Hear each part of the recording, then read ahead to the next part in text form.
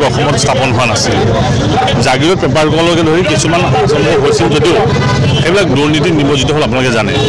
তাৰ বিপৰীতে কংগ্ৰেছৰ কাৰ্যকালত উত্তৰ পূৰ্বাঞ্চল সমগ্ৰ অঞ্চলটিয়ে উগ্ৰপন্থীয়ে ভৰি পৰিছিল এই আমি এইবিলাক স্বচক্ষে দেখা কথা সেই সময়ৰ সেই ভূমিকাৰ পিছত নৰেন্দ্ৰ মোদী ডাঙৰীয়াৰ এটা আহ্বানত তেখেতৰ ইচ্ছাত মুখ্যমন্ত্ৰী ডাঙৰীয়াৰ ভূমিকাত অসমত ২৭,০০০ কোটি টকাৰ ছেমিকণ্ডাক্টৰ ফেক্টৰী স্থাপিত হোৱাৰ সম্পূৰ্ণ হৈ গ'ল এই সময়তে কংগ্ৰেছৰ সভাপতি প্ৰিয় মাল্লিকাৰ্জুন খাৰ্গেৰ পুত্ৰই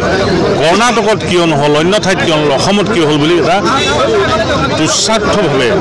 একেবাৰে মই ভাবোঁ সমালোচনাৰো বাহিৰৰ এটা মন্তব্য তেওঁ কৈছে এইটো সমালোচনাৰ ধিক্কাৰ দিয়াৰ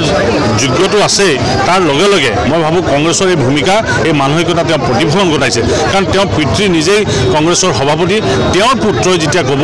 অসমত ইণ্ডাষ্ট্ৰী নালাগে ইমান ডাঙৰ ইণ্ডাষ্ট্ৰী ইনভেষ্টমেণ্ট কিয় এই প্ৰশ্নটো আমাক এই কথাটো প্ৰমাণ কৰে যে তেখেতসকলে অসমৰ উন্নয়ন নহয় তেখেতসকলে অসমত এটা উগ্ৰপন্থী বা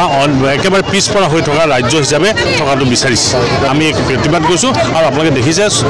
সকলো ৰাইজ ইয়াত প্ৰতিবাদ কৰিবলৈ ওলাই আহিছে দলৰ বিভিন্ন পৰ্যায়ৰ নেতাসকল আহিছে সৰুপথাৰ বিধায়ক বিশ্বজিৎ ফুকন ডাঙৰীয়া যোৰহাটৰ বিধায়ক হিতেন গোস্বামী ডাঙৰীয়া প্ৰাক্তন বিধায়ক ৰাণা গোস্বামী ডাঙৰীয়া বিজেপিৰ সভাপতি হেমন্ত কলিতাকে ধৰি সকলোবিলাক লোক ওলাই আহিছে যাতে কংগ্ৰেছৰ এই ভূমিকাই ভৱিষ্যত দিনত অসমক আৰু ক্ষতি কৰিব নোৱাৰে